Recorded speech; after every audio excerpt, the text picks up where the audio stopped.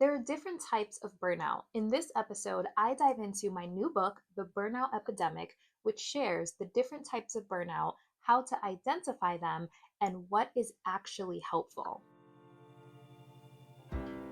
You are listening to the Sound Therapy Network podcast, where we talk about all things sound healing. This podcast is for practitioners and clients who want to learn more about this magical healing modality.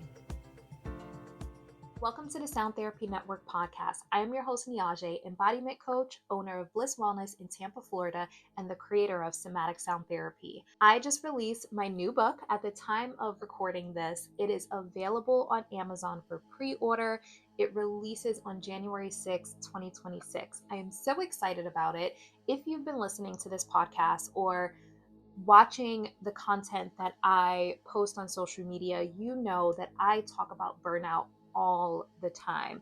So it was really important for me to take all of the information that I have gathered in my wellness studio, all the research I've done, all the test studies I've done, and put it into a book form. There's a lot of stuff that's happening in the world, a lot of hacks that are happening that are not actually good for the nervous system. So in this book, I dive into the different types of burnout and what is actually needed when you are in that state of burnout. One of the most important things about this book is I stress that it is not your fault. If you are operating in burnout, it doesn't mean that you are a failure, that you're not doing enough, that you're not taking care of yourself enough.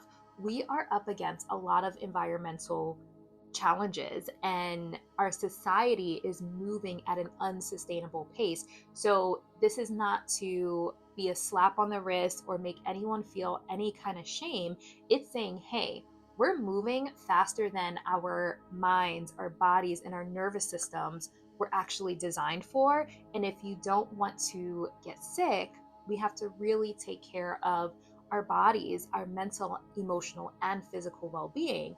And in order to do that, we have to understand what's actually going on in our bodies and what is helpful when, let's just say, life is happening really fast and you're not in a position to slow down. What are some things that you can do to soothe and repair your nervous system so you don't get sick? So this is a really important conversation because autoimmune diseases and cancers are on the rise. A lot of people are struggling with their health, and my goal with this book is to empower people with the knowledge of the different types of burnout so they know when they need stillness, when they need movement, when they need to reflect upon what could be going on, because stored emotion and heaviness does eventually turn into physical ailments. So the types of burnout that I go over in the book is nervous system burnout, physical burnout, emotional burnout, and mental burnout. So, nervous system burnout is the result of your nervous system being stuck in fight, flight, or freeze for too long. Also, fawn. So, fight, flight, freeze, and fawn. And fawn is important because that's people pleasing. And a lot of times we people please to the point of going beyond our capacity to make everyone around us happy while ignoring what's actually going on in our body, ignoring our needs. So, fawn is a really important one too, because it does impact our health. Then there's physical burnout, which occurs when the body is just done. You start to experience physical symptoms of exhaustion, pain, inflammation, frequent colds, and injuries. Then we have emotional burnout, and this one is hard. I dive really deep in this specific chapter because ever since COVID, we have been navigating a lot of emotional buildup. And I don't think we were taught how to hold as much as we've been holding emotionally. Everything going on in the world. And since COVID, it really has been an emotional struggle. And what's happening is people are dissociating, numbing, disconnecting from their body because the emotions are just too hard to bear. But like I always say, just because we don't acknowledge it, it doesn't make it go away. It just becomes trapped in the body, which then turns into physical ailments. So we have to learn how to navigate the heavy emotions in a healthy way, because things like spiritual bypassing, numbing, or magical thinking, the think positive, that doesn't necessarily work. It's a band-aid, and it's not actually releasing it from our body, releasing it from our heart. So I dive into how to navigate loss and also ambiguous loss, giving ourselves space to grieve ambiguous loss. But a lot of people don't take the time to grieve loss in general, let alone grieve ambiguous loss. So I dive into what that is in the book because it's so important and often overlooked. And then lastly, I dive into mental burnout. This chapter is really important too because I explain how a lot of people in our society are toggling between mental overdrive and mental collapse. And I see this in my studio every single day. It's important to set realistic self-care goals because we can't just tell people, slow down, rest more, take it easy, because we have to keep going to survive, to support ourselves, to show up in this fast-paced society. But what are we actually doing and adding into our schedule to ensure that we're nurturing our nervous system? This provides tips on what is actually helpful and what trending things are not actually helpful. What's amazing about this book is it comes with a lot of reflection questions that will help start to build that somatic awareness, so you have awareness of what's going on in your body, what's going on in your nervous system, and what you may need. And I talk about intuitive self-care, so checking in first and then deciding in that present moment what it is your body needs. Sometimes we need movement, sometimes we need stillness, sometimes we need to do a brain dump to get everything out of our head because there's a million things running through our head.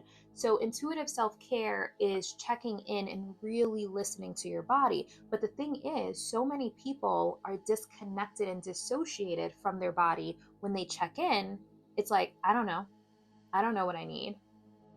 I'm not receiving an answer, or the answer could be a voice that mimics a critical part of us that reflects societal programming, generational programming. So this is really teaching you how to connect to your core voice and peel back the layers of other parts that may be saying something different than what your nervous system truly needs. It's such an amazing book, and it's a really easy, simple read. So at the time of recording this, the ebook is available. I am working on a physical copy and an audiobook, but at the moment, get the ebook, have it on your device, because you can refer back to it. The reflection questions are really good to refer back to, because if you're going through a time in your life where it's really busy, referring back to it and answering some of the questions will help you check in and really connect back to your body. My goal with this book is to help people regain their vitality. So many people had such high stress or such high anxiety that their quality of life in this previous year was not as good as it could be. And honestly, we've dealt with a lot in our society that was draining us emotionally, and also the economy and inflation. So we've had to work harder while ignoring the signs and the sensations and the communication that our body was sending us. So my goal is to help people connect back to their bodies, regain their vitality, regain their zest for life, so this coming year can be vibrant and abundant. It's a reminder that it's not your fault, but it is your responsibility to take control of your health, take your power back, because you deserve to feel good. I'll have the Amazon link in the show notes. Definitely go download it and share this episode with someone that you've noticed is struggling with burnout or high stress, high anxiety, and hopefully this will inspire them to make some shifts in their lives so they can get their sparkle back, get their zest for life back, so we can live the lives that we're meant to live. If we're exhausted, we can't truly enjoy our lives and have a good quality of life.